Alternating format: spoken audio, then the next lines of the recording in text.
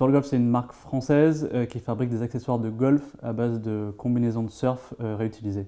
Donc c'est des combinaisons en néoprène, 32 tonnes qui sont jetées chaque année. Avant Twirl Golf, je bossais dans la communication et l'événementiel pendant 8 ans. Et il y a 1 an et demi, j'ai eu l'idée de créer cette marque. Donc après une phase de développement, en janvier, je me suis lancé à fond dans ce projet-là. Et en avril, j'ai lancé ma campagne de crowdfunding sur Ulule. Je joue quand même au golf depuis 20 ans.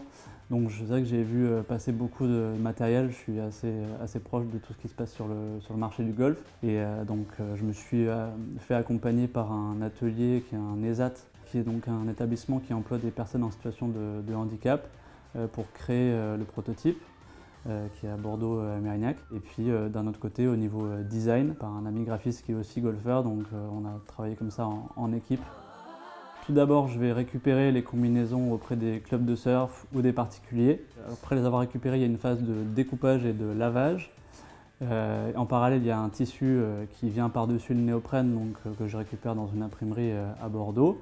Et l'ensemble est envoyé dans un atelier dans les Landes qui fera l'assemblage final.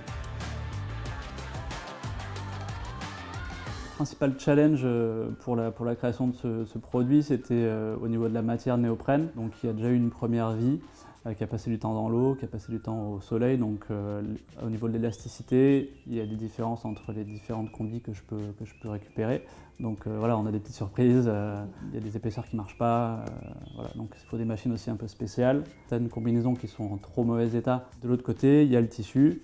Qui est un mélange de coton bio et de polyester recyclé. Donc les deux viennent s'assembler en fait pour créer le produit final. Même le déchet en lui-même, je le redonne en fait à d'autres partenaires. Donc la personne à qui je les donne en fait, fait des coussins et des punching balls. Donc ça, c'est vraiment une visée zéro déchet pour les combinaisons. Le lancement de la collecte, donc c'était mi-avril. Donc mon objectif c'était de vendre une centaine de produits en précommande. Au lancement de la collecte, du coup il y a eu un intérêt assez rapide pour le produit. Donc auprès de certaines personnes que je connaissais, mais aussi d'un public de personnes que je ne connaissais pas du tout. Donc ça c'était assez sympa de voir la première personne qu'on ne connaît pas qui commande. Et puis après au fur et à mesure ça s'est construit dans le temps. C'est aussi l'intérêt des campagnes d'un mois, ça ne se fait pas tout d'un coup. Et donc c'est arrivé jusqu'à 110% en fin de campagne. Ce qui était intéressant, c'est qu'il y a eu aussi des retours presse. Il y a eu quelques articles dans le Sud-Ouest, dans des magazines spécialisés. En phase de post-collecte, j'ai dû faire face à un petit imprévu, dans le sens où l'atelier avec lequel je devais travailler à l'origine n'a pas pu faire certains produits.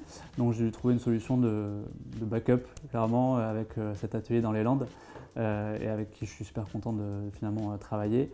C'est toujours les aléas un petit peu aussi de la production, de matières récupérées. Donc voilà, ça fait partie un peu du jeu, je pense.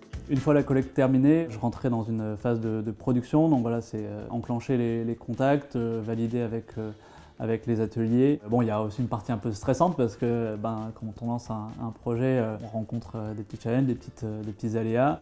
Depuis la fin de la campagne, il faut être en relation régulière avec les contributeurs pour les tenir au courant parce qu'ils ont quand même participé financièrement au projet, ils ont dans ce cas-là précommandé. Et puis en parallèle, il y a eu des bons contacts avec certaines marques de golf. Et à côté de ça, j'ai commencé à créer mon site internet pour pouvoir après la campagne, après la livraison, pouvoir vendre aussi directement en ligne.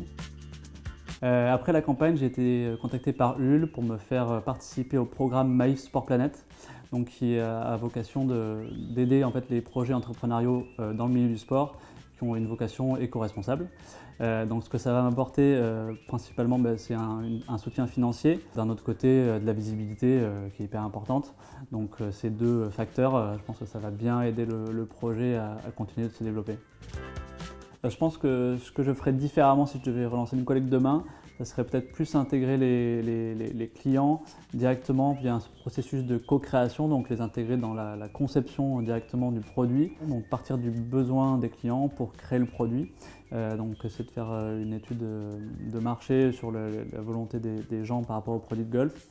Qui est un concept que je trouve vraiment hyper intéressant et donc je pense que je vais adopter en fait ce fonctionnement pour la suite du développement de la gamme des produits Twirl.